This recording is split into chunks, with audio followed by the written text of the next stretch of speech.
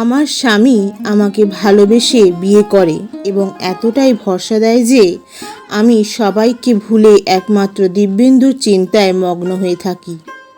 মনে মনে ভাবি, দেখে শুনে বিয়ে দিলে দিব্যেন্দুর মতন স্বামী আমি কোনোদিন পেতাম না। আমার জীবন খুশিতে ভরিয়ে দিয়েছিল। ভালো চাকরি, বাড়ি, কোনো কিছুতেই অভাব ছিল না।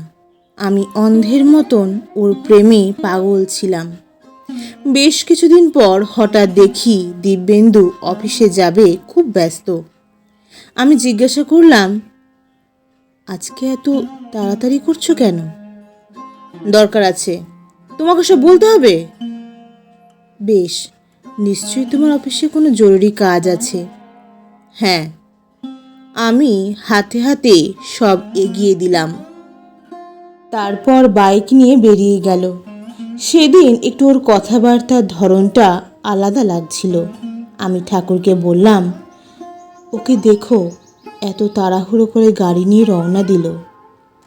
তারপর আমি নিজের খাওয়া দাওয়া করে ঘুমিয়ে পড়লাম। হঠাৎ দরজায় আওয়াজ। উঠে দেখি দিব্যেন্দু এসেছে। হাত থেকে ব্যাগটা নিয়ে ঘরে রাখলাম।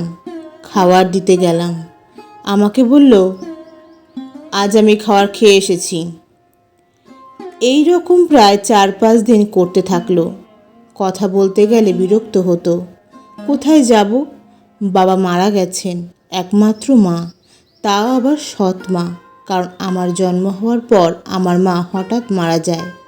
তারপর বাবা আবার বিয়ে করে, কিন্তু সেই মা তার বাপের বাড়ির লোক নিয়েই ব্যস্ত।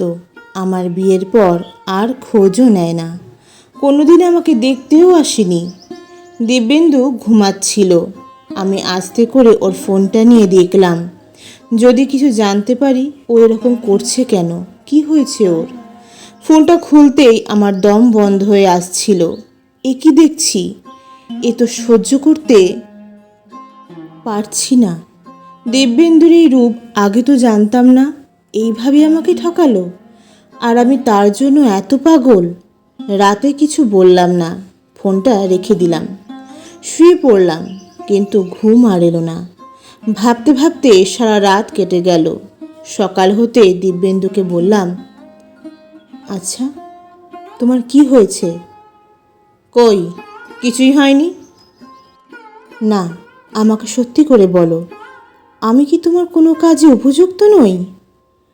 ফালতু কথা না বলে নিজের মতন থাকো, তোমার ভালো হবে। তাই নাকি? আর তুমি ওকে নিয়ে থাকবে? যদি থাকি, কি করবে তুমি? কিছুই করব না, শুধু তোমাকে ছেড়ে দেব। তবে তাই দাও। ব্যাস, এই কথাটাই শুনতে চাইছিলাম। কিন্তু দিব্যেন্দু, আমার দোষ কোথায়? একবারও বললে না তো। বলার প্রয়োজন নেই। দ্বিতীয় দিন আমাকে বিরক্ত করবে না। তোমার পথ তুমি দেখে নিতে পারো। তাই হবে, আমাকে তোমার আর দেখতে হবে না। সেই দিন রাত কাটতেই আমি বাড়ি ছেড়ে আমার এক বান্ধবীর বাড়িতে উঠলাম। যেখানে আমার কোনো সম্মান নেই, সেখানে থাকা আর না থাকা সমান। বান্ধবী আমাকে একটা কাজের ব্যবস্থা করে দিল। আমি প্রতিদিন সকালে কাজে যেতাম, সন্ধ্যাবেলাতে বাড়ি ফিরতাম। একদিন আমার পেছন থেকে একজন ডাক দিল, একটু দাঁড়াবে? আমি পিছন ফিরে বললাম, কে আপনি? আমি অরুণ। আচ্ছা, তো আমাকে দাঁড়াতে বললেন কেন? ভালো লাগলো তাই। ভালো লাগলো মানে? আমি আসলে আপনাকে চিনতে পারছি না। আপনি আমাকে চেনেন নাকি? আমি শাঁখা সিঁদুর কিছুই শরীরে রাখিনি, কারণ যার জন্য এই দুটো জিনিস পরেছিলাম সে নিজেই আমার অজান্তে অন্য কাউকে দান করে দিয়েছে। তাই আমার কাছে ওই জিনিসের কোনো মূল্যই নেই। যাই হোক, আমি বললাম, এবার বলুন, আমার সাথে আপনার কি দরকার? দরকার আছে, আমি খুব অসহায়। কেন, আপনার বাড়িতে কেউ নেই? না, মাসির কাছে মানুষ হয়েছি। ছোটবেলায় বাবা মাকে হারিয়েছি, কিন্তু হঠাৎ মাসিও চলে গেল। এখন আমি একেবারে একা। তার জন্য আমি কি করব? আমার বন্ধু হবেন? আমি মনে মনে ভাবলাম, আমাকে যা মানসিক কষ্ট দিয়েছে দিব্যেন্দু, তার শোধ আমি নেবই, যেভাবে হোক। সর্বদা ত্যাগ করলে এই ধরনের পুরুষরা সোজা এবং জব্দ হবে না। আমাকে একটা পথ বাঁচতেই হবে। যাই হোক, মনের কথা মনেই রইল।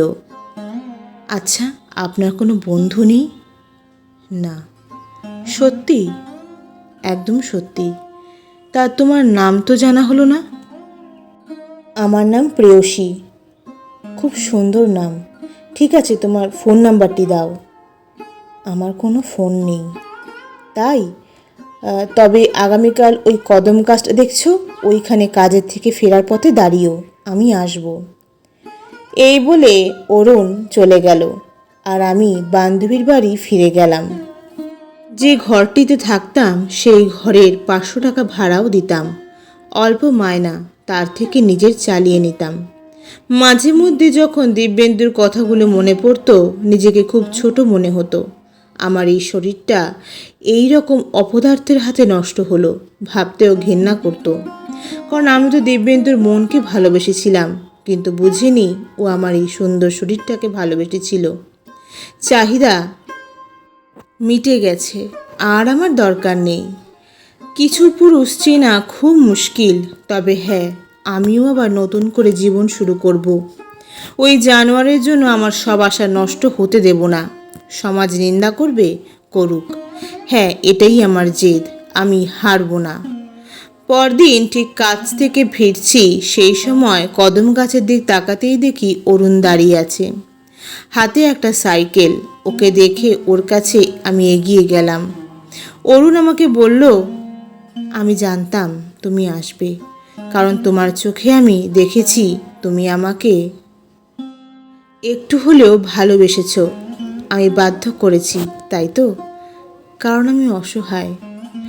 না অরুণ, আজ সত্যি বলছি, আমার একটা তোমার মতন বন্ধু দরকার, যে আমার চোখ দেখে বুঝতে পারবে আমার মনের চাহিদা, মনের কষ্ট। তবে আর দেরি না, আমি তোমাকে বিয়ে করব প্রেয়সী। তোমাকে আমার অনেক কাছে দরকার, অনেক স্বপ্ন আমার। আমাকে সাথ দেবে তো? অরুণের কথাগুলো যেন আমাকে ওর অনেক কাছে নিয়ে গেল। সত্যি কিছু না ভেবে অরুণকে মালা পরালাম মন্দিরে। আমাকে অরুণ সিঁদুর পরিয়ে দিল। কত শান্তি অরুণের ছোঁয়াতে। দুজনেই সেই মুহূর্তে এক হয়ে গেলাম অন্তরে। মনে হলো এটাই হয়তো ভগবানের ইচ্ছা ছিল, না হলে কেন দিব্যেন্দু এতটাই খারাপ ব্যবহার করবে। যাই হোক, তারপর অরুণ আমাকে বাড়িতে নিয়ে আসলো। সত্যি বাড়িতে কেউ নেই। অরুণ আমাকে বলল, তোমার কষ্ট হবে। কেন? আমি অত বড় লোক নই। তাতে কি হয়েছে? তোমার মন অনেক বড়, তাতেই হবে। আমার জীবনে থাক, আমি সব জানি। যেদিন তুমি আর তোমার বান্ধবীর রাস্তা দিয়ে যাচ্ছিলে, তোমার সব কথা আমি পিছন থেকে শুনেছি। আমি সাইকেল হাঁটিয়ে নিয়ে যাচ্ছিলাম, চেন পড়ে গেছিল, তাই অন্ধকার ছিল বলে তুমি আমাকে দেখতে পাওনি। তুমি জানো আমি বিবাহিতা? হ্যাঁ, তাতে কি হয়েছে? এতে তোমার কোনো দোষ নেই। তাই আমি চিন্তা করলাম তোমাকেই আমার দরকার। আমরা দুজন সুন্দর নতুন জীবন পেলাম। আমাকে বোঝার কেউ হলো। আমি বান্ধবীর কাছে জেনেছিলাম দিব্যেন্দু আমাকে তাড়িয়ে আবার বিয়ে করেছে, কিন্তু সুখে নেই। একদিন আমরা দুজন একটু বেড়াতে বেরিয়েছি এবং একটা রেস্টুরেন্টে গেছি। ঢুকেই দেখি একটু চেয়ারে বসে দিব্যেন্দু আর ওর সেই নতুন বউ। অরুণকে বললাম, অরুণ, এখান থেকে চলো, এই দোকানটা ভালো লাগছে না। আরে কি হয়েছে, বসো তো। এই বলে অরুণ চেয়ারে বসে। তারপর অরুণ কি যেন দেখলো আর বলল, প্রেয়সী চলো, এখানে বসা যাবে না। দুজনেই বাইরে চলে আসি, কিন্তু দুজনেই কেউ কাউকে বলতে পারছি না কিছু। কিছুক্ষণ পর অরুণ জিজ্ঞাসা করে, কেন তুমি চলে এলে? বলছি শোনো, আমাদের সামনের টেবিলে যে লোকটি বসেছিল ও আমার আগের স্বামী দিব্যেন্দু। তাই ও, আর বউটা? ওটা দিব্যেন্দুর নতুন বউ। আমি সব মোবাইল থেকে দেখেছি। বউটাই হয়তো দিব্যেন্দুকে ফাঁসিয়ে বিয়ে করে এসেছে। ফোনে শুনেছি ওর নাম পিয়ালি, কিন্তু দিব্যেন্দুর গাড়িটা দেখলাম না। ওর কি চাকরিটা নেই কি জানি। আমার বান্ধবী সব জানবে, ওর থেকে খোঁজ নেব। ঠিক আছে, এবার বাড়ি চলো। তারপর আমি আর অরুণ বাড়ি চলে আসি। দুজন রীতিমতন শুয়ে পড়ি। রাত তখন 1টা। হঠাৎ কান্নার আওয়াজ। আমি লাফ দিয়ে উঠে দেখি অরুণ কাঁদছে। আমি জিজ্ঞাসা করি, কি হয়েছে অরুণ? সব বলবো, কিন্তু আমাকে ছেড়ে যাবে না তো? কেন, কি করেছো তুমি? তুমি যাকে স্বামী বললে, ওই ছেলেটাই আমার স্ত্রী পিয়ালিকে লোভ দেখিয়ে আমার কাছ থেকে নিয়ে গিয়ে বিয়ে করেছে। আমি অবাক হয়ে গেলাম। কোনো উত্তর নেই আমার মুখে। এতটাই বাজে দিব্যেন্দু? শুধু বললাম, তুমি আমাকে পেয়ে সুখী হওনি? হয়েছি, তবে কাঁদছো কেন? তোমাকে না জানিয়ে আমি অনেক বড় অন্যায় করেছি। বিয়ে করার আগে কিছুই বলিনি তোমাকে, তোমাকে না পাওয়ার ভয়ে। তুমি কোনো অন্যায় করনি, তুমি আমাকে সব বলনি। হয়তো তোমার মতন ভালো মানুষ আমি পেতাম না। আমি অরুণকে 2 হাত দিয়ে জড়িয়ে ধরলাম আর বললাম, আমি তোমাকে ভীষণ ভালোবাসি, কোনোদিন ছেড়ে যাব না। আগামীকাল সকালবেলা তোমাকে নিয়ে আমি যাব দিব্যেন্দুর বাড়িতে। আমি ওদের দুজনকে বুঝিয়ে দেব, নিজের কাছের মানুষকে কষ্ট দিলে কোনোদিন তারা সুখে থাকে না। শরীরের আনন্দ কতদিন? সারা জীবন যৌবন থাকে না, কিন্তু ভালোবাসা থাকে। পরদিন সকাল 9টায় আমরা দুজনে গিয়ে দরজায় নক করলাম। বাড়িতে কেউ আছেন? হ্যাঁ, আসছি। দিব্যেন্দু বাইরে বেরিয়ে এলো। আমি বললাম, এই যে দেখো, তোমাকে আমার স্বামীকে দেখাতে এনেছি। তোমার বউকে ডাকো, ও একটু দেখুক। এই বলতে পিয়ালি ঘরের বাইরে এলো। এ কি, তুমি অরুণ? তোমার সাথে এই মহিলাকে? যার সংসার নষ্ট করেছো তুমি, সেই প্রেয়সী। আজ আমার ঘরের লক্ষ্মী। অনেক ভাগ্য করে পেয়েছি। তুমি আমাকে ছেড়ে দিয়ে ভালোই করেছো পিয়ালি। দিব্যেন্দু আর পিয়ালি অবাক হয়ে গেল। দিব্যেন্দুর চাকরি চলে গেছে। বিভিন্ন অভাবে জর্জরিত দুজন। ওদের জীবন অন্ধকার। অবাক হয়ে আমাদের দুজনকে দেখেই যাচ্ছে। আমি তখন অরুণকে বললাম,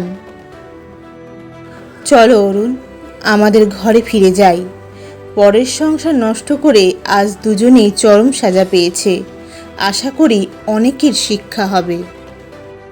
বন্ধু সবাই, যদি ভালোবাসতে হয় মনকে ভালোবাসো, শরীরকে নয়।